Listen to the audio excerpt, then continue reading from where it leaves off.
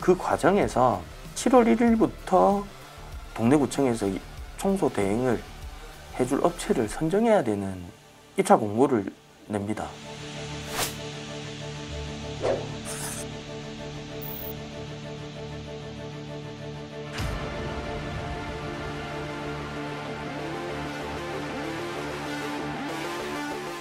우리 동래구의 차고지 만점이 1320제곱미터가 만점인데 지금 1700제곱미터가 들어와 있길래 그 임대인을 물어보니까 1200제곱미터밖에 안 빌려줬지 1700제곱미터를 빌려준 적이 없다라고 부동산 원본을 저한테 이제 주셨어요.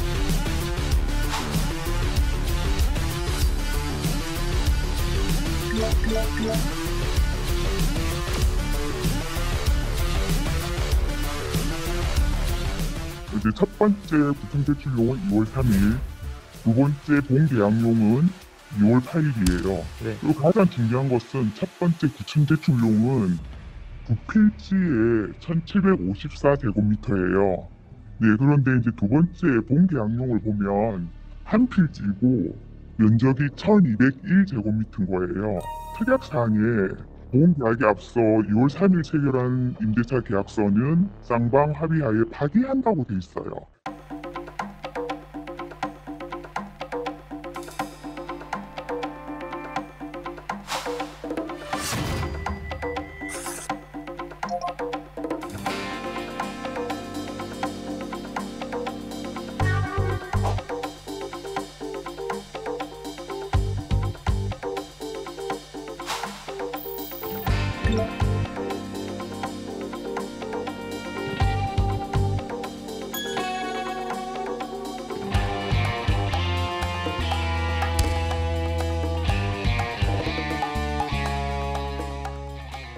번지하고 7번지가 계약서에 계약서를 작성하고 공증을 받아서 같이 들어왔어요. 7번지는 교통 땅이던데요? 교통 땅이라고요? 네. 7번지에 대해서 계약 파기한 거는 아시죠? 계약 파기를 했다고요? 네. 저희들은 그거는 모르고 있습니다.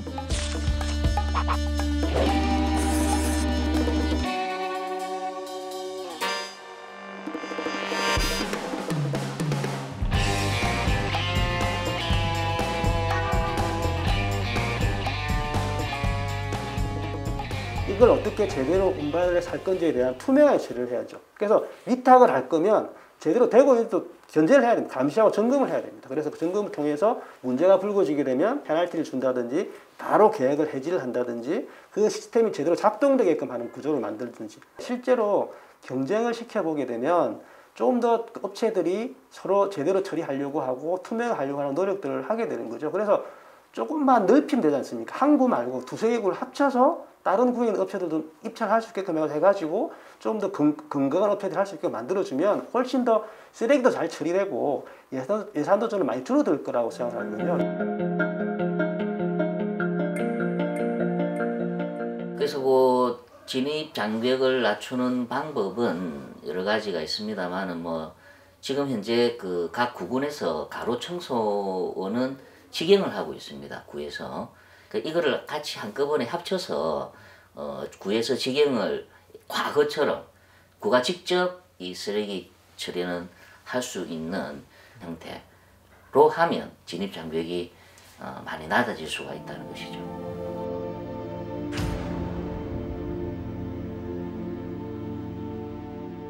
네, 이 비업체 선정 과정에서 발생한 논란에 동래구가 어떻게 조치하는지를 저희가 이제 본 건데요. 근데 조치라는 단어보다는 의혹, 의문 정도 선의 말이 더 들어맞는 그런 취재 내용이 아니었나 생각이 되고 우리 김준일 사무국장은 어떻게 보셨어요?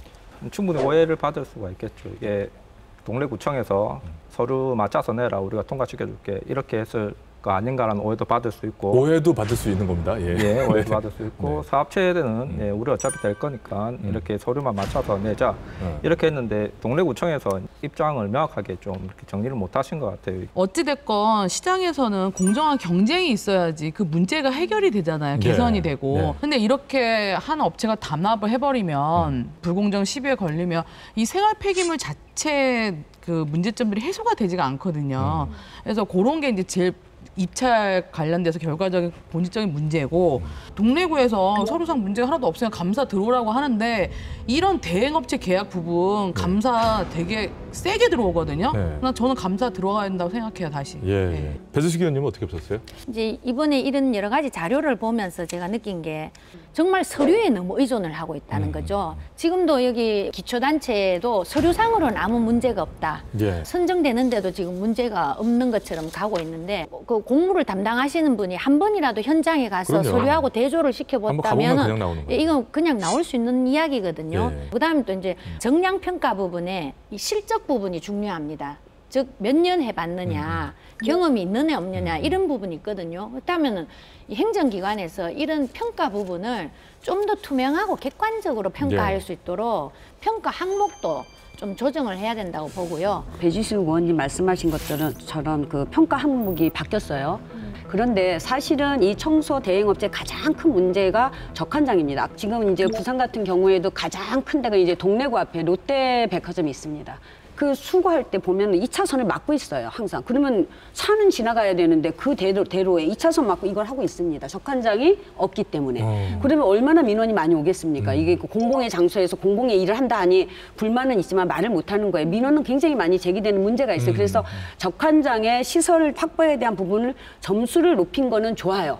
좋은데 우리 흔한 말로 뛰는 놈 위에 나는 놈 있다고 탁상 행정만 갖고 이 공행정에서 하다 보니까 현장이나 조금만 더 흥신소 수준으로 가야 이거는 좀 잡혀질 것 같습니다. 근데 지금 너무 비상하게 이거를 지금 하고 있어요. 속담이 나는 놈도 아니에요. 그냥 적당히 걷고 있는 놈인데 그걸 더 느린 놈이 못 잡아내는 거죠. 그러니까 그 말이 더 맞겠네. 저렇게 단순한 걸 현장에만 가면 바로 할 수 있는데 느린 놈이 못 잡아내는 나는 놈 수준도 아닌 거죠. 너무나 쉽게 하고 있는 겁니다. 그래서 제작진들의 취재와 그것을 보고 이해하는 우리 시청자 여러분과 저희가 대단히 뛰어난 이해력과 능력을 가졌거나 그렇지 않다면 그 반대쪽이 이상한 거 아니겠어요, 이거는 누가 봐도. 그놈이 그놈 아닌가요? 아유, 고맙습니다. 정리를 저렇게 하면 참 쉬울 걸 얘기 길게 했어.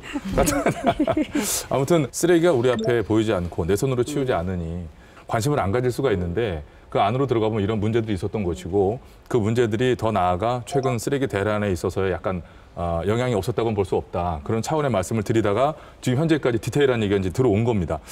자, 근데 이렇게 드는 생각이 왜 이렇게까지 해서 계속 수거 운반업을 하려는 걸까? 돈이 되기 때문에. 그거 좀 여쭤보려고. 네, 돈이 되기 때문에. 아니, 돈이 안 되는데 뭐 하는 봉사를 하려고 하는 커다란 의지는 아닐까요? 아유, 뭐 하시겠어요? 아니, 저는 네, 저도 못합니다. 예, 설명을 좀 해주시죠. 네. 예. 생활 폐기물 법에 따르면 청소업체가 10% 이하의 영업 이익을 보장받게 돼 있습니다. 근데 사실 이거는 평균 이제 8% 정도의 이익을 보장받는데요. 문제는 이후에 사적 수거나 사적 계약 등에서 편법을 이제 쓰게 될 경우에는 이것은 완전히 꿀단지가 되는 거죠. 더 많아지니까. 쓰지 않아도 이익이 나고 그 사적인 꿀단지를 쓰게 될 때는 더 큰 돈을 보게 되기 때문에 만질 수 있기 때문에 당연히 그래서 하려고 하는 것이다. 근데 지금 8%만 한다고 하더라도 엄청나게 큰 액수잖아요. 크죠. B업체가 계약한 구역의 2020년도 한 해 계약금이 약 49억 원이거든요. 그렇다면 여기서 영업이익률 8%를 한다면 그러니까 3억 9천만 원에 보장이 되는데. 그래요. 근데 또 한편으로 보면 이렇게 폐기물 수거 운반하는 분들이 업태라고 해야 되나? 그 일 자체가 굉장히 힘들잖아요. 고되고. 뭐 어느 정도 이익은 또 보장해도 타당하지 않느냐 이렇게 생각하는 시각도 있을 수 있다고 당연하죠. 생각하거든요. 그게 모든 근로하시는 모든 그 안에 노동력과 모든 데 노무비라든가 복리후생비라든가 이런 데 가면은 당연히 그거는 필요한 일이죠. 하지만 그렇지 않은 사례들이 너무 많이 발견되기 때문에 그게 문제인 거죠. 쓰레기를 안 치우면 우리가 일단 먼저 피해를 받지 않습니까? 칼자루는 왠지 그 업체에서 쥐고 있는. 그러다 보니까 좀 끌려가는 게 아닌가 이렇게 생각이 됩니다. 근데 중요한 건 역시 여기 쓰이는 거는 이제 다 예산입니다. 주민들 돈이기 때문에 이런 것들이 정확하게 집행이 되는가 이러한 것들에 대해서는 구청이나 이런 데서 관리 감독을 계속 해줘야 된다고 이렇게 생각이 됩니다. 왜 이렇게까지 하는지 그리고 또 우리가 왜 감시를 하고 해야 되는지에 대해서 일단은 이해가 됐습니다. 그렇다면 좀 더 근본적인 문제로 좀 들어가서요. 우지영 박사님. 왜 자꾸 이렇게 반복될까요? 좀 구조적인 어떤 계약상의 좀 얘기를 드릴게요. 그 생활 폐기물 수지 운반에 관련돼서는 민간 위탁 제도가 있고 또 대행 문제가 있어요. 근데 민간 위탁은 최소 구의에 이제 동의 절차를 밟거든요. 근데 대행은 완전 이제 지방계약법에서 계약을 해버리는 거거든요. 우 박사님 말씀하신 것처럼 대행의 최종 책임자는 관입니다. 구청입니다. 그러면 민간위탁의 최종 책임자는 수거업체입니다. 그 업체가 하는데 대행의 경우 부산시에서도 관리 감독에 문제가 있기 때문에 시의회의 동의를 받도록 조례가 제정이 됐습니다. 예, 그래서 부산시에서 이미 이것들이 제정이 됐기 때문에 앞으로 이제 구군의 지자체도 구의회에서 대행도 똑같이 민간위탁과 똑같이 동의를 받을 수 있는 구조로 갈 수 있도록 조금 더 앞선 그런 행정이 필요하다라고 생각을 하고 있습니다. 그러니까 구청장 군수만의 권한이었던 것을 이제는 구의회나 시의회에 그거 한 번 더 검증하는 거죠. 검증과 감시를 하는 네. 거죠. 그렇죠. 조금은 업체에 대한 검증을 하는 거예요. 네. 자, 이 얘기는 지금까지 여러분 느끼시는 그대로 답답하기도 한 그런 얘기들 나눠봤고요.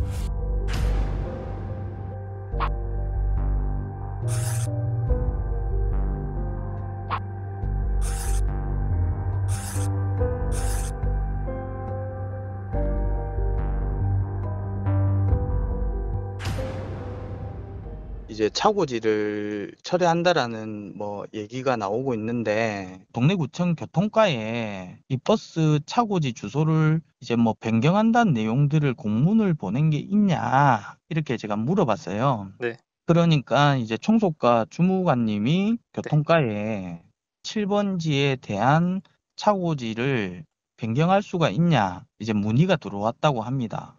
그래서 구청 교통과에서는 시청에다가 그걸 질의를 한 것 같아요. 근데 이거는 이미 이제 7번지는 2월 10일 날 서류 마감이 끝나는 시기입니다. 이때 점수를 받기 위해서 부동산 계약서를 적었기 때문에 지금 차고지 변경을 한다든지 번지수를 바꾼다든지 하는 거는 아무 의미가 없다라는 겁니다. 이 사안에 대해서 엄중한 감사와 경찰 수사 등이 솔직히 필요해 보입니다.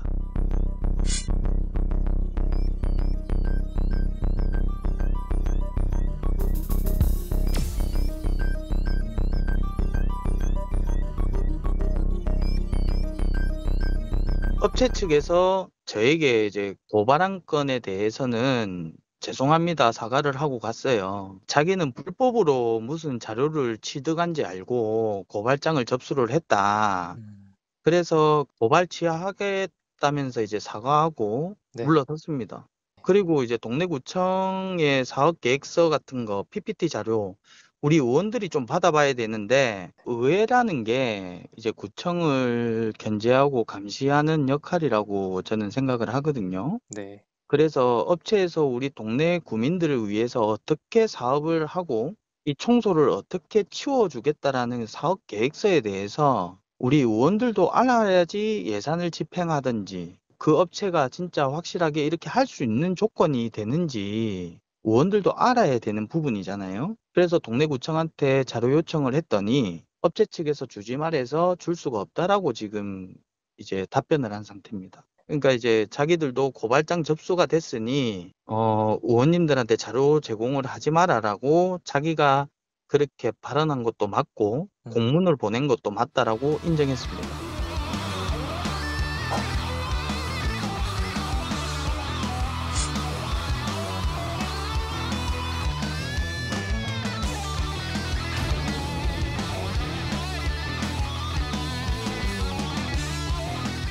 좀 다른 부분을 또 넘어가 보겠습니다. 폐기물 수거 운반에 관한 소관은 이제 구군입니다. 근데 이렇게 거둬진 폐기물은 매립장, 소각장 등과 같은 처리시설이라는 곳을 가게 되죠. 이 처리시설의 소관은 이제 그 관리 소관은 시에 있어요.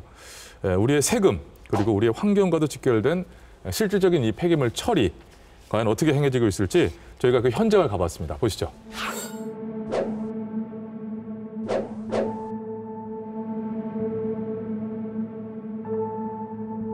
대구시가 350억 원이 넘는 세금을 투입해서 지은 달성 2차 산업단지 이 폐기물 처리 시설이 6년째 가동을 못하고 있습니다. 세금 먹는 하마로 전락하고 있습니다. 달성 2차 산단 내에 산단 내 폐기물들을 소각하고 매립하기 위해 만든 처리 시설이고요. 일 용량이 하루 70톤 정도의 소각 시설과 매립장을 가지고 있는 형태인데요. 이게 2008년도 6월에 준공한 이후에 지금 12년, 13년 동안 한 번도 제대로 가동을 하지 못했습니다. 한 50톤 정도는 발생을 할 거다 하루에 라고 예상을 했는데 지난 10년간 이제 발생량, 그 산단 내 발생량을 보면 최소 3톤부터 평균 한 6톤 정도만 발생을 하는 거죠. 그러니까 이 양을 태울 수가 없는 겁니다.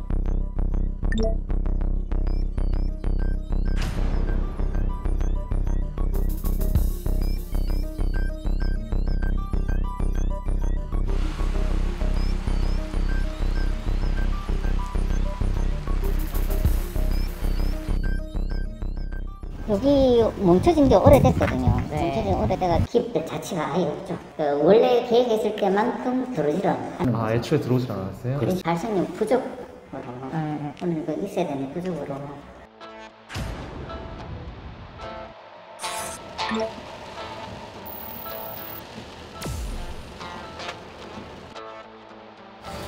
지금은 뭐 잘 안 들어오죠. 지금은 안. 저 처음에 초창기에 분해할 때 좀 싸게 해가지고.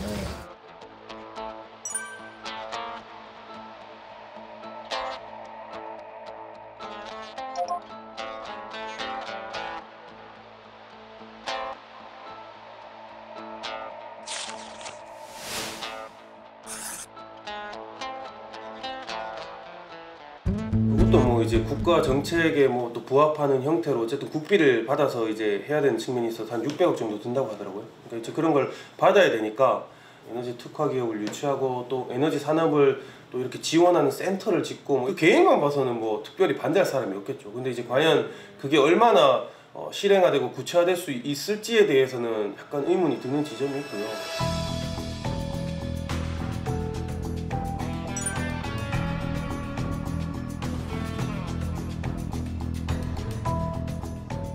네, 아이고 보시면서 다들 뭐 탄식을 내뱉으셨는데요. 그러니까 이 소각장과 관련한 비용이 약 419억 원이 그냥 공중에 사라지게 된 거란 얘기죠. 결론적으로는 그렇죠. 예, 맞습니다. 네. 화면에 나온 대로 지금 이제 폐쇄가 진행 중인데 이 시설은 1번이 잘못된 수요 예측입니다.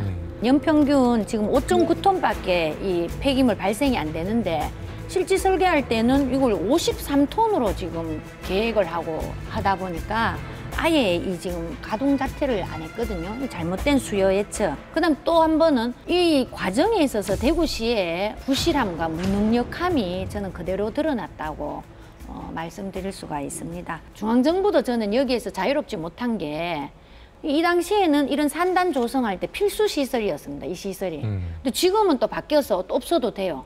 행정이 항상 왔다 갔다 하는 거예요.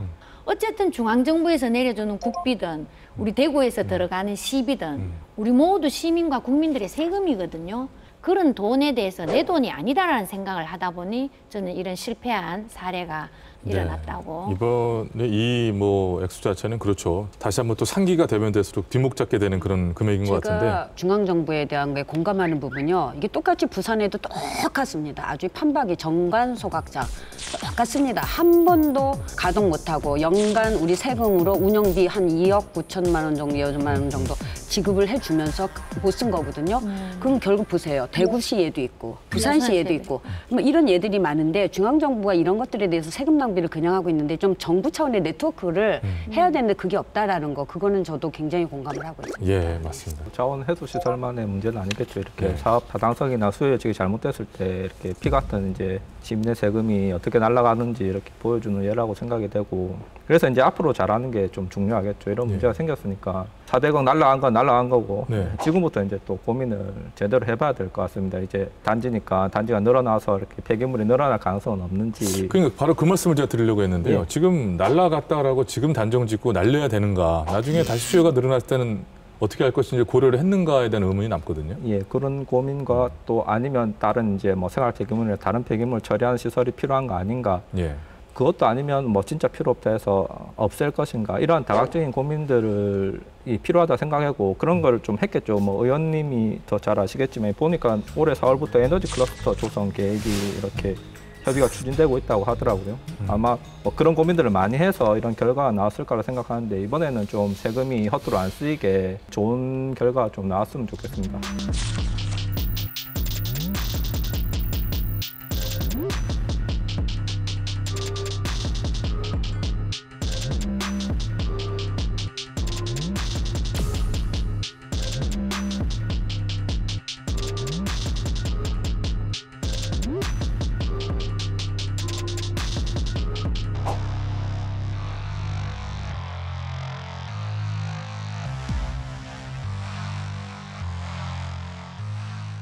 여기가 저희 지역구거든요.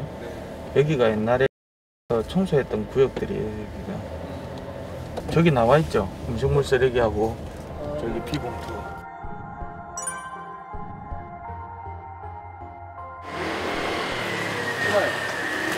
여기는 플라스틱하고 오만 거 다 들어가 있잖아. 이거 봐봐요. 음식물 전부 쓰레기잖아. 음식물이잖아. 다 갖다 버리는 거지.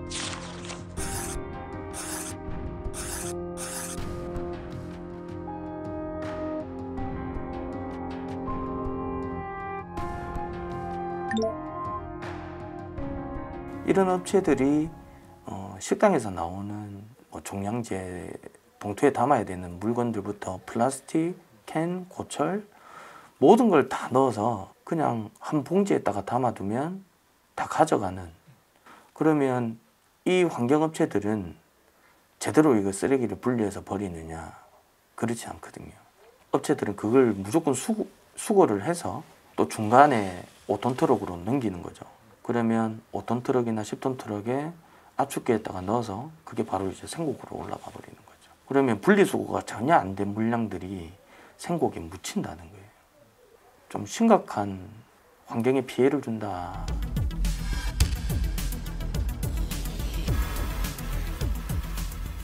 나오세요. 저 국물 계속 흐르네. 예? 이 뭐랬습니까? 이 분리수거 해가지고 다 버린다면서요. 나오세요. 장난치지 마세요. 자, 음식물 쓰레기 다 꺼내세요. 안에 있는 거. 다 꺼내세요. 뭡니까? 자, 비닐봉지. 예. 오만 거 다 나오네요. 이거 어디서 갖고 왔어요?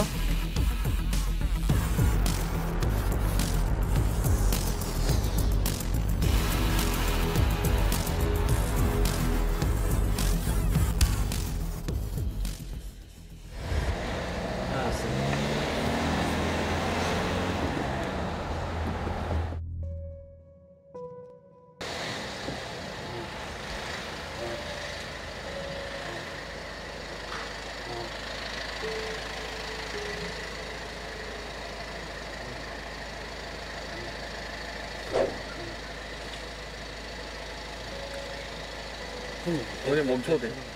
조금만 더.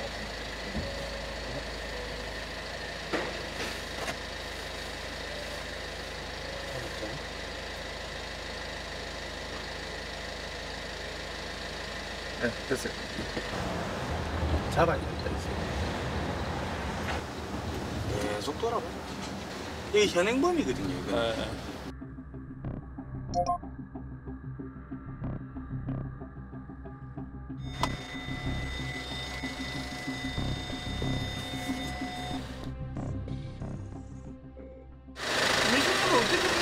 정량제하고 쓰레기하고 다 있는데 어떻게 다 빼내냐고. 이거 어떻게 분리할 거예요? 어디서 분리하는데? 분리하는 데 있어요. 어디 있어요? 뒷바닥에 어디 있어요? 내가 뭐 너구리 하루 이틀 합니까? 이게 세일 수입이잖아. 세일 수입이잖아요. 우리 사람들이 정량제 봉투를 갖다 사갖고 버리면 세일 수입이 들어오는데 사장님이 다 가져가는 거잖아.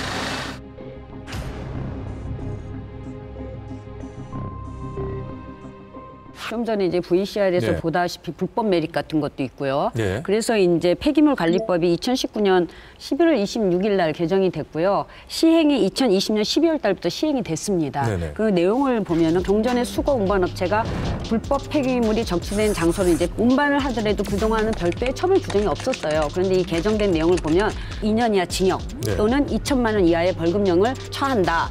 예, 이런 내용과 함께 또 한 가지 이제 이 혹시 이 프로를 보고 계시는 불법 매립자 여러분, 제가 꼭 한 가지 더 말씀드릴게요. 그동안에는 불법 폐기물 처리 책임자만 처벌 대상이 됐습니다. 네네. 그런데 이제는 배출해서 운반까지 최종 처분까지 그 과정에서 같이 1년에 관여한 사람 연대 책임이죠. 같이 책임을 묻습니다. 꼭 이 프로 보시고 불법 매립하지 마십시오. 예. 진짜 이거 이제 무섭게 강화돼요. 예. 일단은 지금까지 폐기물 관리법이 개정된 것에 대한 위반을 했다는 장면을 우리가 본 것이었었고요. 근데 우 박사님, 이런 행위가 예산에까지 영향을 미친다는 건 무슨 얘기인가요? 영향을 끼치죠. 종량제 봉투 우리 시민들은 쓰지 않습니까? 분리해서 배출을 하는데 완전 섞여갖고 지금 비닐에 담겨 가잖아요. 이 종량제 봉투가 지자체 그 세입으로 따지면 세외 수입에 해당이 돼요. 이 봉투료가. 그래서 한번 계산을 또 해봤습니다. 5톤짜리 트럭 한 대에 담기는 폐기물 양이 100리터짜리 400개 정도 되거든요. 맞네요. 네, 근데 현장에서 지금 발각된 불법 매립 차량이 총 4대였습니다. 그러면 이를 종량제 봉투값으로 계산을 하면 654만 4천 원 정도가 나와요. 하루 정도. 네, 하루. 중요한 거는 이 한 업체에 하루에 해당하는 값만 이 정도면 현재 부산시에 몇 개의 업체가 얼마만큼의 쓰레기를 불법 매립했는지는 좀 가늠이 안 되는 거죠. 그렇죠. 그러니까 엄청 많겠죠. 그래서 이런 부분들을 부산시가 현황 파악을 하고 있는지 감시를 제대로 하고 있는지 정말 궁금합니다. 근데 이제 또 이 얘기로 가봅니다. 이게 지금 뭐 돈 얘기 잠깐 했어요. 이게 이렇게 돼서 뭐 샌다라는 얘기를 했지만 결정적으로 우리 저 사무국장님 이렇게 매립을 막 해버리면 환경을 파괴하는 거잖아요. 아까 이 의원님도 말씀하셨지만. 네, 맞습니다.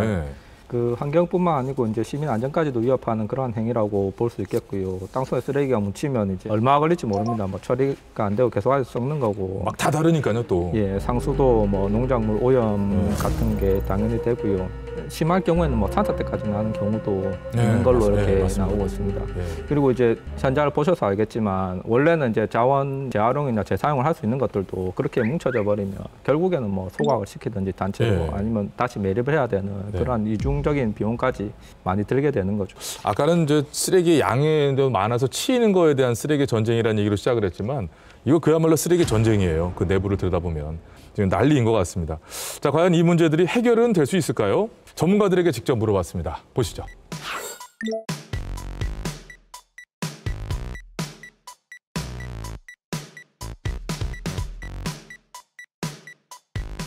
우리가 이제 가장 크게 착각하고 있는 게 우리가 그냥 쓰레기 종량제 봉투에 쓰레기를 버리고 나면 다 해결된다고 생각하는 거예요. 이게 어떤 과정을 통해서 처리가 되고 소각되고 매립되는지에 대해서 시민들이 직접 눈으로 한 번이라도 보신 분들은 그 다음 자기의 행동에 또 책임감을 느끼거든요.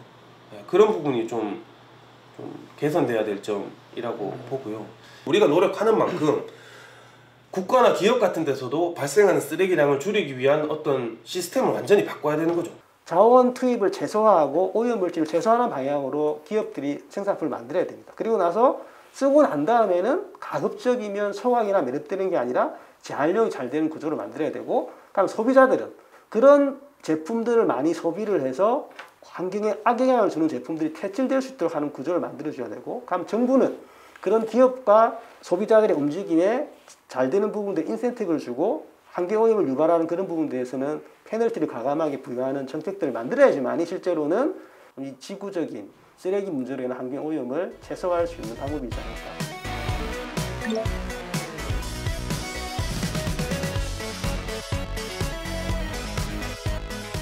네, 전문가들의 얘기를 쭉 들어봤습니다. 뭐 이렇게 좀 생각은 비슷하신 것 같아요. 좀 더 구체적이냐 아니냐의 차이일 뿐이지 현 상황을 개선할 수 있는 방법 뭐가 있을까요? 전방위적으로는 시민들이 직접 나서는 것도 되게 중요해요. 그래서 부산 진구에서는 지금 쓰레기 불법 처리 포상금을 엄청 상향했어요. 경북 김천도 마찬가지고 또 경북 안동에서는 불법 처리 행위를 적발할 때는 또 최대 300만 원까지 신고 포상금을 지급하고 이런 게 효과가 좀 있습니다. 시민들이 나서갖고 이제 세금 세는 것들을 이렇게 보는 게 그렇죠. 아주 중요하죠. 그러니까 시민들 스스로 누가 이웃집이 쓰레기 버리나 감시하라는 그 제도가 아니잖아요. 네네. 우리나라처럼 또 분리수거를 잘하는 나라도 많이 없다고 그러잖아요. 그렇게 버렸는데 그 뒤에 모든 게 허물어져 버리는 과정에 대해서 감시를 하라는 거니까. 또 이렇게 시민의 목소리를 듣는 의회에서도 아까 동래구 의원님도 발로 뛰셨잖아요. 고생 많이 하셨다고 잠복 수사 거의 하신 것 같은데 의회에서 또 견제와 감시 이런 부분들을 좀 잘 하셔야 될 것 같습니다. 네, 맞습니다. 이쪽 배수식 의원님 한 말씀. 대구 같은 경우에는 이 재활용 폐기물 공공 선별장이 없습니다. 그래서 8개 구군 중에서 3군데 기초단체만 공공선별장을 가지고 있거든요. 그러다 보니 이 대구에 이 선별장을 갖춘 수거업체가 한 4군데 정도가 있는데 이 업체가 그냥 계속 할 수밖에 없는 구조로 지금 되어 있습니다. 그래서 우선적으로 우리 대구에 이런 재활용 폐기물 공공선별장 확보가 좀 저는 시급하다고 보고요. 이런 이제 환경 관련 시설을 설치하는 데 있어서 사회적 갈등이 엄청나게 큽니다. 그러다 보니까 많은 비용도 들고 또 주민들의 어떤 그런 민원도 정말 많아서 이런 부분에 대해서도 서로가 우리가 이제 상생할 수 있는 그런 어떤 현명한 정책을 만들어내는 것도 또 우리의 의무라고 생각합니다. 늘 이제 혐오 시설이라는 좀 그런 편견이 있는 것 같습니다. 늘 밤에만 다니시잖아요. 저러면 이제 인건비가 높아지는 부분 그리고 안전 문제도 있습니다. 다른 나라들은 낮에 다 수거를 해가는데 왜 쓰레기는 늘 우리 곁에 있는데 더럽다고 이렇게 밤에만 이렇게 수거하느냐. 무엇보다 위험하다고 하더라고요. 네, 이런 부분들을 좀 개선해야 되고 환경부에서 이렇게 막 자원해소시설 디자인한 거 보면 진짜 예뻐요. 뭐랄까 진짜 가고 싶고 주민 편의시설처럼 이렇게 돼 있고 해외에도 이렇게 보면 매립장은 좀 따로 있더라도 다른 해소시설은 자기 동네 근처에 이렇게 작게 해서 이렇게 되는 데가 있습니다. 그렇게 해서 뭐 주민들과 함께 할 수 있는 그런 뭐 해소시설 같은 것도 한번 장기적으로 고민해보면 좋겠죠. 이제는 우리 모두의 문제가 된 것 같고요. 그리고 저 지나치게 혐오 시설이라고 하는 또 그런 상황에 대한 것들도 보지 않으려고 하는 이런 부분은 우리도 좀 더 태도 변화가 필요하지 않나 생각도 들긴 드네요. 자, 아무튼 이렇게 여기 계신 네 분 다 아주 열변을 토했던 시간이었던 것 같은데 이 긴 얘기들을 이제 한 줄로 정리하는 한 줄 평. 우리 쓰레기를 줄입시다. 그래야 불법과 세금이 줄어듭니다. 쓰레기는 치우고 비리도 치우고 깨끗한 도시 만듭시다. 쓰레기 관행은 말끔히 버리자. 쓰레기와 쓰레기 문제에 눈 돌리지 말고 지켜보자. 자, 하여튼 수고 많이 하셨고요. 제작진들하고 어떤 얘기를 나누다가 언젠가는 우리가 할 게 없어야 되지 않겠니? 그래야 좋은 세상이 아닐까? 이런 제가 막연한 얘기를 한 적이 있어요. 근데 동의해 주세요. 예, 동의되고요. 네, 그냥 우리가 이걸로 끝나는 게 아니고 앞으로 많은 또 그 개선이 긍정적으로 돼가리라고 생각을 합니다. 예, 하여튼 이렇게 이제 대구와 부산으로 넓어졌으니까요. 방송할 필요가 이게 그 시점은 좀 늦어지겠지만 아무튼 저희가 최선을 다해서 그래도 부분적으로나마 또 하나하나 나아지는 우리 지역을 또 꿈꿔봅니다. 자, 예산 추적 프로젝트 빅벙커 다음 시간에 새로운 예산으로 잘 찾아뵙겠습니다. 시청해주신 여러분 고맙습니다.